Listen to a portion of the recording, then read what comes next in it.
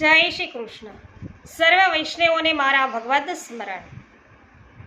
શ્રી કૃષ્ણ શરણમ મમ, શ્રી કૃષ્ણ શરણમ મમ, શ્રી કૃષ્ણ શરણમ મમ, શ્રી કૃષ્ણ શરણમ મમ, શ્રી કૃષ્ણ શરણમ મમ, શ્રી કૃષ્ણ શરણમ મમ, શ્રી કૃષ્ણ શરણમ મમ, શ્રી કૃષ્ણ શરણમ મમ. શ્રી ગોવર્ધનનાથ કી જય, ગિરિરાજ ધરણ કી જય, શ્યામ સુંદર શ્રી અમુને મહારાણી કી જય, શ્રી વલ્લભાધીશ કી જય. વૈષ્ણવો સર્વ વૈષ્ણવો છે એમનું ભગવદ્ વાર્તાની અંદર હાર્દિક સ્વાગત છે. સર્વને મારા જય શ્રી કૃષ્ણ. વૈષ્ણવો, આજે ભગવદ્ વાર્તામાં તમારું નામનું ઉચ્ચારણ છે એ હું કરી નહીં શકું, માત્ર આપણે નિહાળવાનું છે અને તમે મને સાંભળજો. હું વાંચીશ અને કોમેન્ટ છે હું અત્યારે તમારી રીડ નહીં કરું. ઇતિ શ્રી મંગલાચરણમ ચિંતા સંતાન હંતારો યદપાદાંબુજરેણવઃ શ્રિયાનામ તાનિજાચાર્યાન પ્રણમામિ મુર્મુર યદનુગ્રહતો જંતુ સર્વદુઃખાતિગો ભવેત તમહં સર્વદા વંદે શ્રીમદ્વલ્લભનંદનમ અજ્ઞાનતિમિરાન્ધસ્ય જ્ઞાનાંજનશલાકયા ચક્ષુરોન્મિલિतं येन તસ્मै શ્રીગુરવે નમઃ. નમામિ હૃદયે શેષે લીલાક્ષીરાબ્ધિસાયિनं લક્ષ્મીસહસ્રલીલાભિસેવ્યમાनं કલાનિધિં ચતુર્ભિશ્ચ ચતુર્ભિશ્ચ ચતુર્ભિશ્ચ ત્રિભિस्तथा ષડભિર્વિરાજતે યૌષો પંચધારદયે મમ. શ્રી વલ્લભાધીશ કી જય.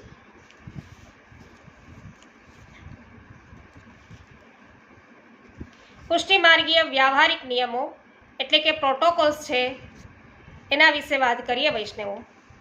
તો પુષ્ટિમાર્ગમાં જ નહીં પણ હિન્દુ ધર્મ માત્રમાં જે રજસ્વલા સ્ત્રી હોય એને 3 દિવસ સુધી ગુરુ કે ઠાકોરજીનો, ઘરની રસોઈનો કે ઘરના કપડાં લતાનો સ્પર્શ ન કરવો. આ પ્રકારની અશુદ્ધિ હોય તો ગુરુ કે ઠાકોરજી પાસે જવાય નહીં. ઘણી જગ્યાએ એવી પદ્ધતિ ચાલી નીકળી છે કે બીજા દિવસે ઉપવાસ કરી અને ત્રીજે દિવસે જવાય, પરંતુ એ પદ્ધતિ શાસ્ત્રીય નથી, યોગ્ય નથી. ચોથા દિવસે સ્નાન કરી, તે પણ મસ્તકથી સ્નાન કરી અને જૂની કંઠી બદલીને નવી પહેરીને પછીથી જ ગુરુદેવ સમક્ષ છે એ જઈ શકાય. બાકી 3 દિવસ સુધી તો ઠાકોરજી સમક્ષ જઈ ન શકે. ઠાકોરજી જ્યાં બિરાજતા હોય તેના દર્શન કરી શકાય નહીં. પ્રાચીન પદ્ધતિ અનુસાર તો રજસ્વલા સ્ત્રી દેવ, ગુરુ અને પતિ, બાપ કે ભાઈનું મોઢું પણ જોઈ ન શકે એવી પદ્ધતિ હતી. એ પદ્ધતિ પાછળ કેટલાક નિશ્ચિત વૈજ્ઞાનિક કારણો પડેલા છે.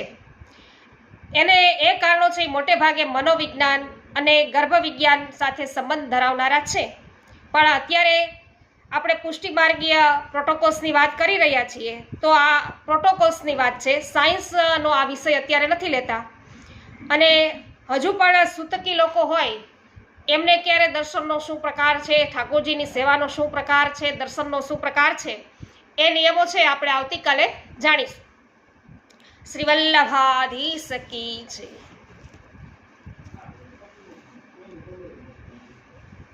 84 વૈષ્ણવોની વાર્તા. વૈષ્ણવો, આજે તમે બધા અત્યારે ભગવદ્ વાર્તામાં આવી પહોંચ્યા છો. તમારા બધાનું હાર્દિક સ્વાગત છે. મારા જય શ્રી કૃષ્ણ. પણ હું આજે તમારા નામનું ઉચ્ચારણ છે એ નહીં કરી શકું, તમારે માત્ર નિહાળવાનું છે. તો 84 વૈષ્ણવોની વાર્તામાં વાર્તા છે અત્યારે 84મી છે અને વૈષ્ણવ છે એ પણ 84માં છે, કૃષ્ણદાસ અધિકારી. અને એમનો વાર્તા પ્રસંગ ત્રીજો કહીએ છીએ. એક દિવસ શ્રીનાથજીએ કૃષ્ણદાસ અધિકારીને આજ્ઞા આપી કે તમે શ્યામ કુંભારને મૃદંગ સાથે તેડી અને રાત્રે પારાસુલી છે એ આવજો, કારણ કે તે મૃદંગ છે ઘણી જ સુંદર છે વગાડે છે. કૃષ્ણદાસે કહ્યું કે જેવી આજ્ઞા. પછી જ્યારે શ્રીનાથજીને શયન આરતી ઉપરાંત અનોસર થયા ત્યારે કૃષ્ણદાસ શ્યામ કુંભારને ઘેર ગયા, જઈને કહ્યું કે તમને શ્રીનાથજીએ આજ્ઞા કરી છે, તેથી મૃદંગ લઈ અને પરાશોલી ચાલો. શ્યામ કુંભારે નમન કરી અને કહ્યું કે મને પણ શ્રીનાથજીએ આજ્ઞા કરી છે, તેથી ચાલો. શ્યામ કુંભાર અને કૃષ્ણદાસજી બંને પરાશોલી આવ્યા અને ત્યાં શ્રીનાથજી શ્રી સ્વામિનીજી સહિત બિરાજમાન થયા. તો બિરાજમાન થયા છે સ્વામિનીજી સહિત પ્રભુ. શ્રીનાથજીએ શ્યામ કુંભારને કહ્યું તું મૃદંગ બજાવ, એટલે શ્યામ કુંભારે મૃદંગ છે એ બજાવી અને શ્રી કૃષ્ણદાસે કીર્તન છે એ કર્યા અને શ્રીનાથજી તથા શ્રી સ્વામિનીજી એ છે નૃત્ય કર્યું. તે વખતે કૃષ્ણદાસે પદ છે એ ગાયું. કયું પદ? તો કે પેલું પદ એમનું રાગ કેદારોમાં શ્રી વૃષભાનુ નંદિની કો, શ્રી વૃષભાન નંદિની હો નાચત લાલ ગિરિધર સંગ. પ્રભુ સાથે અત્યારે વૃષભાન નંદિની છે એ નાચી રહ્યા છે.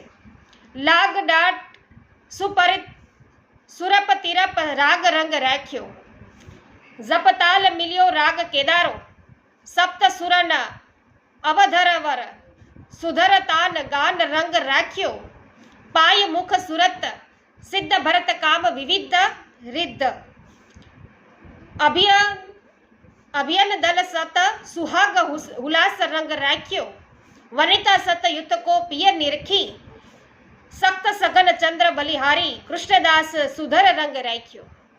આ પદ કૃષ્ણદાસે ગાયું અને શ્રી આચાર્યજી મહાપ્રભુજીની કૃપાથી કૃષ્ણદાસ ઉપર શ્રીનાથજી છે એ આવી કૃપા કરતા રહેતા હતા. અને વૈષ્ણવો એમનો વાર્તા પ્રસંગ ચોથો છે એ આપણે હવે પછી નિહાળીશું, સાંભળીશું. શ્રી વલ્લભાધીશ કી છે.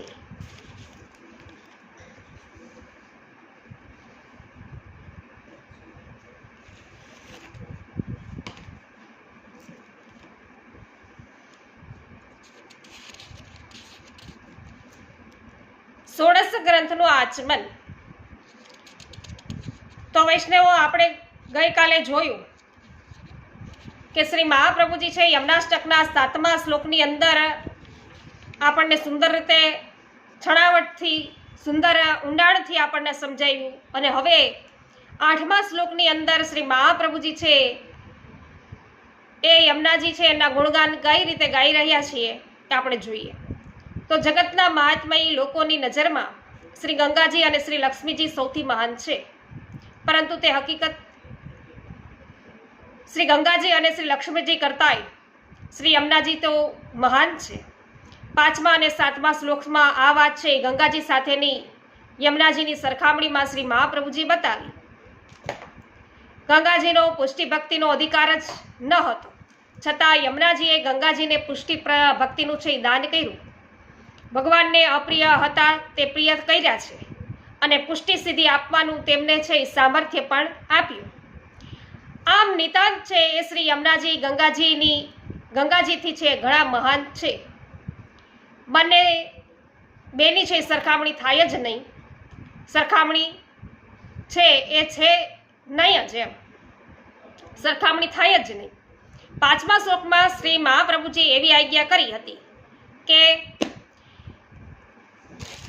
તયા સદ સતામિયાત કમલજાસ પત્ની વય, તમારી કંઈક બરોબરી કરી શકે તો તે માત્ર લક્ષ્મીજી જ. એના અનુસંધાનમાં આ શ્લોકમાં શ્રી મહાપ્રભુજી શું બતાવે છે કે શ્રી યમુનાજી કમલજાસ પત્ની પ્રિય અવશ્ય છે, પણ લક્ષ્મીજી શ્રી યમુનાજીથી મહાન નથી. શાસ્ત્રો કહે છે કે લક્ષ્મીજી ભગવાનના પત્ની છે, ભગવાનના વક્ષ સ્થળમાં સદા ભગવાનની સાથે બિરાજનારા છે. આખી સૃષ્ટિમાં ભગવાન સાથે સૌથી અધિક સંબંધ લક્ષ્મીજીનો છે. લક્ષ્મીજી ભગવાનના સર્વ પત્નીઓમાં મુખ્ય અને સર્વાધિક સૌભાગ્યશાળી છે. શ્રી યમુનાજી તેમના સપત્ની શોક્ય હોવા છતાં શ્રી લક્ષ્મીજી તોલે તો તેઓ ન જ આવે ને. આથી જ જગત લક્ષ્મીજીની જ વધુ છે એ સ્તુતિ કરે છે ને. શ્રી મહાપ્રભુજી આનો જવાબ આપે છે. એ બીજાઓ ઉપર નિરર્થક રીતે ઉપકાર કરે તેથી સૌ સ્તુતિ કરે. ગંગાજી જેમના ઉપર ગંગાજી છે એ જેટલા ઉદાર છે, ઉપકારી છે, તેટલા લક્ષ્મીજી નથી. માટે જગતમાં જેટલી સ્તુતિ ગંગાજીની થાય તેટલી લક્ષ્મીજીની થતી નથી. ગંગાજીથી લક્ષ્મીનો ઉત્કર્ષ છે એ ઓછો છે. ગંગાજીનો ઉત્કર્ષ શ્રી યમુનાજીથી છે. તેથી સૌથી વધુ ઉત્કર્ષ શ્રી યમુનાજીનો છે. શ્રી યમુનાજી પણ ભગવાનના સ્વતંત્ર અને સૌભાગ્યવંતા પત્ની છે. તેઓ લક્ષ્મીજીના અંશરૂપા નથી. શ્રી યમુનાજી વ્રજલીલામાં પ્રભુના ચોથા સ્વામીની છે અને દ્વારિકા લીલામાં એમના જ અંશરૂપા શ્રી કાલિંદીજી પ્રભુના ચોથા પટરાણી છે. આમ સર્વ દેશકાળથી સર્વ લીલાઓમાં શ્રી યમુનાજીનો ભગવાન સાથેનો અતિ નિકટતમ એવો ગાઢ સંબંધ છે. શ્રી ઠાકોરજી સાથે શ્રી યમુનાજીનું સ્થાન શ્રી લક્ષ્મીજી કરતાં જરાય ઉતરતું નથી. એટલું જ નહીં, જે લક્ષ્મીજી નથી આપી શકતા તે યમુનાજી આપે છે. ભગવાન સાથેના મિલાપનું ઉત્કૃષ્ટ એવું સુખ શ્રી લક્ષ્મીજી નથી આપતા, શ્રી યમુનાજી આપે છે. લક્ષ્મીજીનું પ્રાગટ્ય બ્રહ્માનંદ રૂપી સાગરમાંથી છે, જ્યારે શ્રી યમુનાજીનું પ્રાગટ્ય પૂર્ણ પુરુષોત્તમ રસ સાગરમાંથી છે. લક્ષ્મીજીમાં ઈર્ષાનો સ્વાર્થનો સપત્ની ભાવ છે તે શ્રી યમુનાજીમાં નથી. તેઓ તો સૌને પ્રભુ સાથે મેળાપ કરાવી આપનારા છે. માટે શ્રી યમુનાજીના ગુણો તો અવર્ણનીય છે. લક્ષ્મીજી એ તો ભગવાનના પત્ની છે પણ પ્રિયા નથી. ભગવાન સ્વયં આજ્ઞા કરે છે કે મને જેની રુચિ મારા ભક્તમાં છે, મને જેટલી રુચિ મારા ભક્તોમાં છે તેટલી રુચિ ન તો મને મારામાં છે કે નથી મારી પત્નીમાં. જ્યારે એ જ ભગવાન શ્રી યમુનાજી વિના એક ક્ષણ પણ રહી શકતા નથી. આમ લક્ષ્મીજી કરતાં શ્રી યમુનાજીની અધિકતા બતાવવા માટે શ્રી મહાપ્રભુજી શ્રી યમુનાજીને કમલજાસ પત્ની ન કહેતા કમલજાસ પત્ની પ્રિયા કહે છે. અને સ્તુતિમ તવ કરોતિ કહ, શ્રી મહાપ્રભુજી કહે છે કે હે શ્રી યમુને, વેદ પણ તમારા પૂરા સ્વરૂપ અને સામર્થ્યને જાણી ન શકવાથી તમારી સ્તુતિ કરી શકતા નથી. જો જગતના માણસોની તો શક્તિ શી શક્તિ જગતના માણસોની? તેઓની પહોંચ ગંગાજી અને લક્ષ્મીજી સુધીની છે. તેથી તેઓ માત્ર તેમની જ સ્તુતિ કરે છે. આમ કહીને બીજી પંક્તિમાં શ્રી લક્ષ્મીજી અને શ્રી યમુનાજીના સામર્થ્યનો એક બીજો મોટો તફાવત શ્રી મહાપ્રભુજી બતાવે છે. હરેર્યદનુ સેવયા ભૌતિ શોખ્યમાં મોક્ષતઃ. લક્ષ્મીજીની સ્વતંત્ર સેવા કરનારને લક્ષ્મીજી મોક્ષ પણ આપી શકતા નથી. જે ભક્તો પહેલા શ્રી હરિની સેવા કરી અને પછી લક્ષ્મીજીને સેવે છે તેવા જ ભક્તોને શ્રી લક્ષ્મીજી છે એ મોક્ષનું સુખ આપી શકે છે. મોક્ષનું ફળ આપવાની સ્વતંત્રતા સત્તા લક્ષ્મીજી પાસે નથી. તેથી મોક્ષના અભિલાષી મર્યાદા ભક્તો પણ કેવળ લક્ષ્મીજીનું સેવન કરતા નથી. ત્રીજી અને ચોથી પંક્તિમાં શ્રી મહાપ્રભુજી આજ્ઞા કરે છે કે ઇવમ તવ કથાધિકા.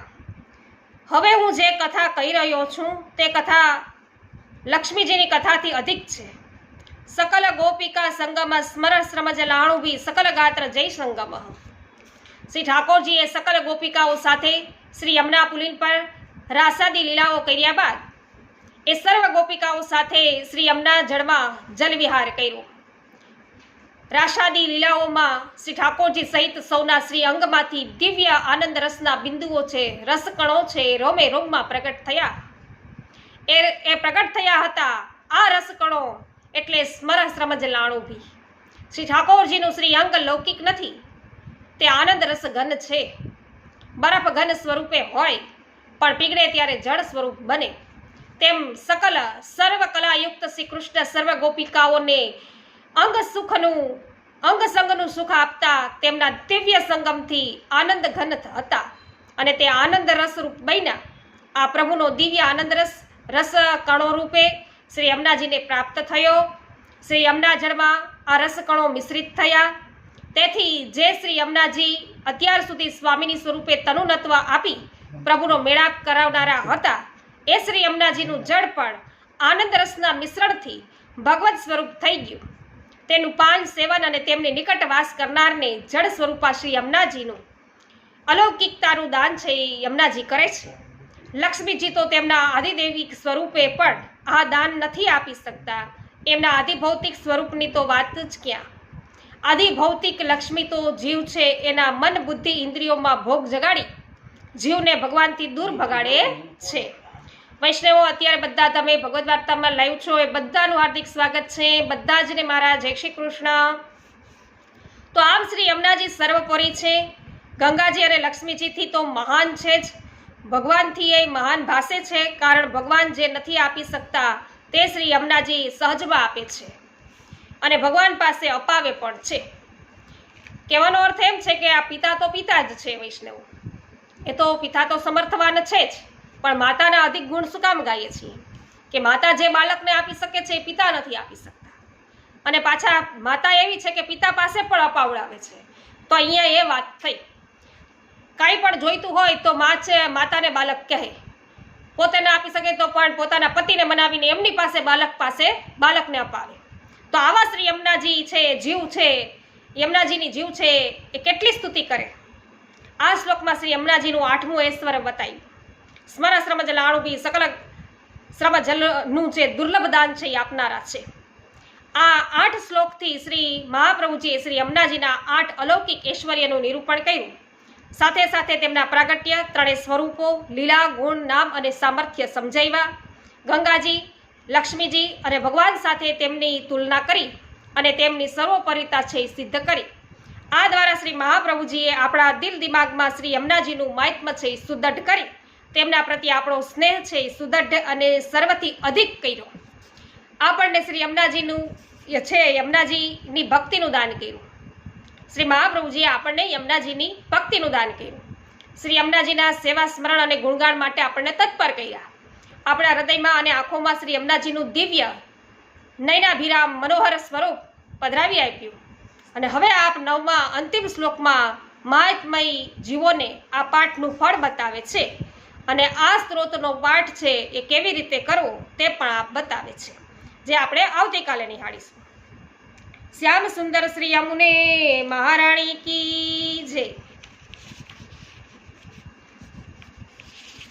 વૈષ્ણવો, અત્યારે ઉપસ્થિત સર્વ વૈષ્ણવોનું આપણે હાર્દિક સ્વાગત કરીએ છીએ. મારા જય શ્રી કૃષ્ણ.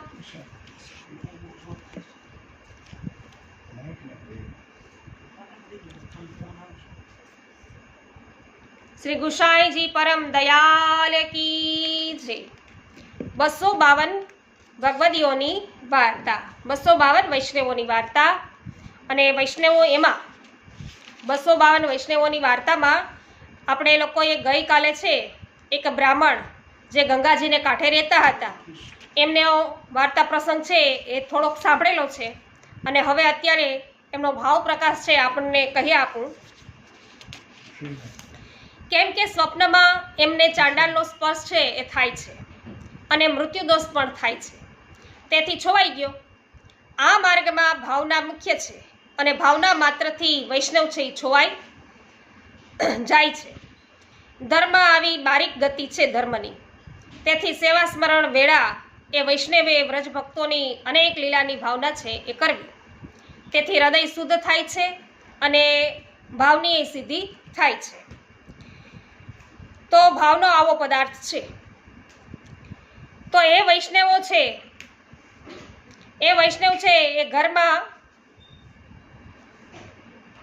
થી બહાર આવી અને જુએ છે તો બહારને પંડિત છે એ તો દ્વાર ઉપર બેઠો છે.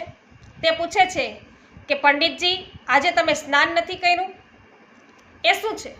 પંડિત કહે છે કે મને એક મોટો સંદેહ પેદા થયો છે, જેથી આજે હું સ્નાન કરીશ નહીં અને મહાપ્રસાદ પણ લઈશ નહીં. તેથી તમે સુખેથી મહાપ્રસાદ લો. વૈષ્ણવ તેને કહે છે, શું કહે છે કે આજે હું તમારો બધો સંદેહ છે ને દૂર કરીશ, તેથી તમે સુખેથી સ્નાન કરો.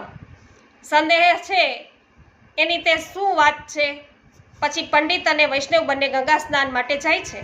વૈષ્ણવ તેને પૂછે છે કે કહો પંડિતજી, આજે તમને શું સંદેહ થયો છે? મને કહો. પંડિતજી કહે છે કે વૈષ્ણવજી, આજે તમારા પર આ પ્રકારનો કાળ છે એ સાક્ષાત આવ્યો હતો, તો ભોગનો સમય તો ટળી ગયો,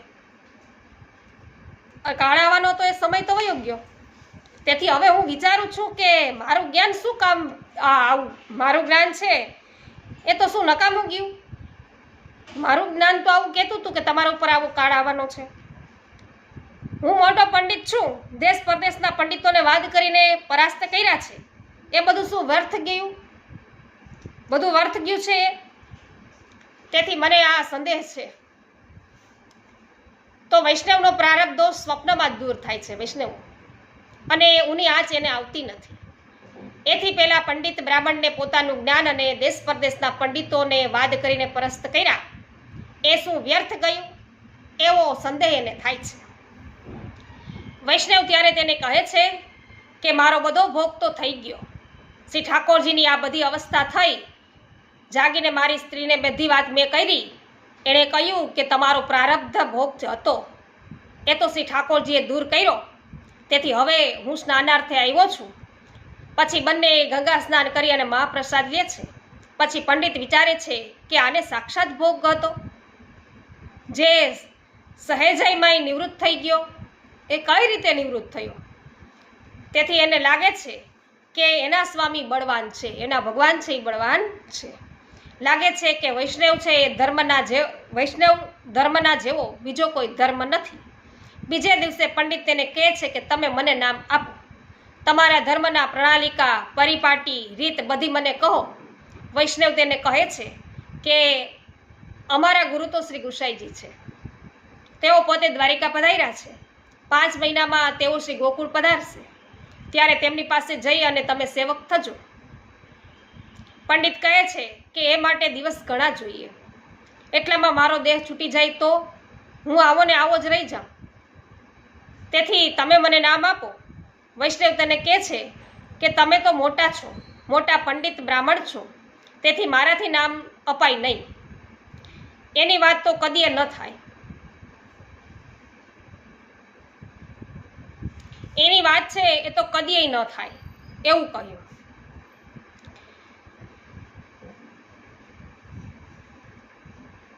નહીં તો તમારું નામ છે કે મને સંભળાવો. એ પછી વૈષ્ણવ છે એ નામ સંભળાવે છે અને પંડિતને તમે હવે આ નામનું સ્મરણ કરો એમ કહે છે.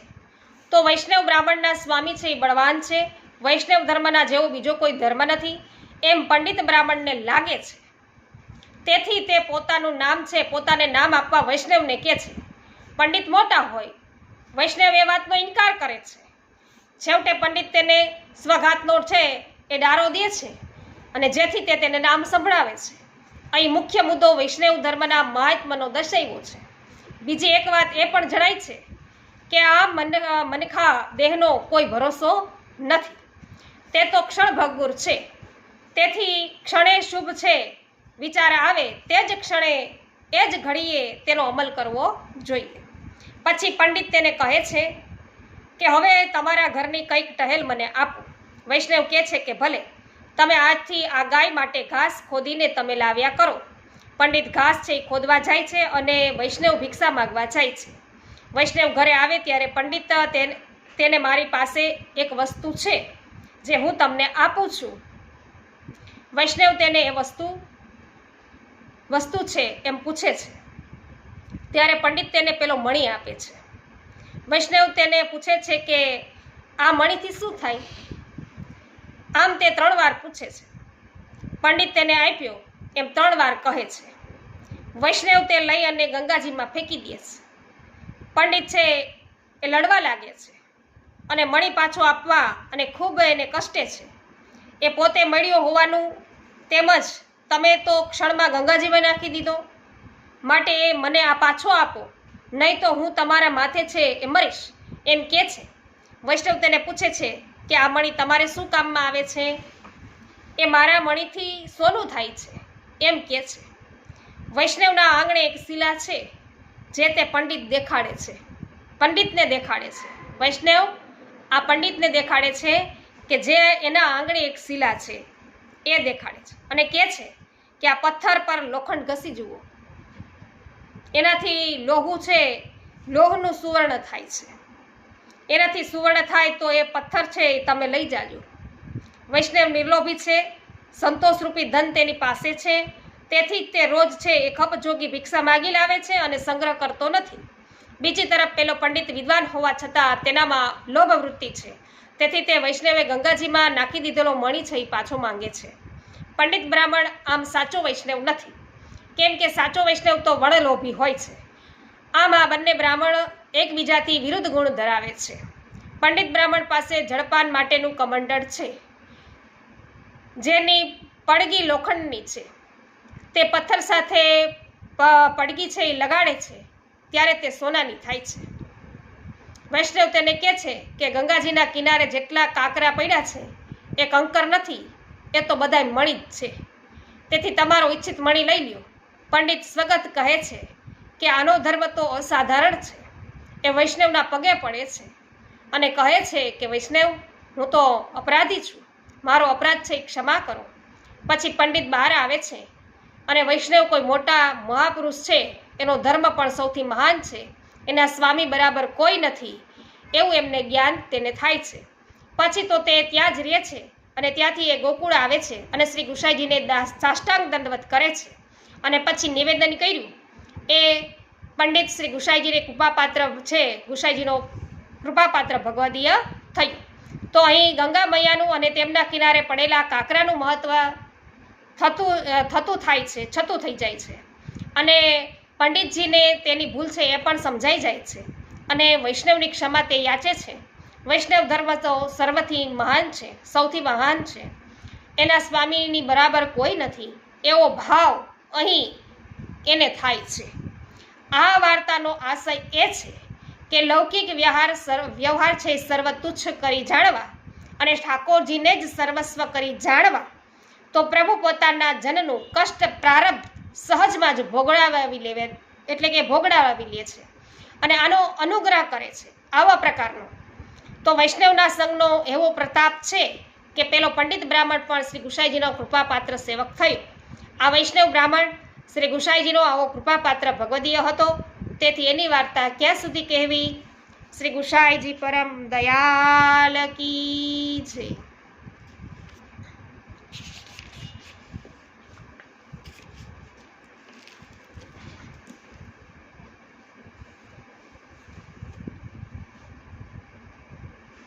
શ્રી ગોવર્ધનનાથ કી જય, ગિરિરાજ ધરણ કી જય, શ્યામ સુંદર શ્રી અમુને મહારાણી કી જય, શ્રી વલ્લભાધીશ કી જય, ગુસાઈજી પરમ દયાલ કી જય, સાતે સ્વરૂપ કી જય, અષ્ટ સખા કી જય, 84,252 ભગવદીઓની જય, समस्त वल्लभ कुल परिवार की जय, अपने अपने गुरुदेव की जय, आज के आनंद की जय.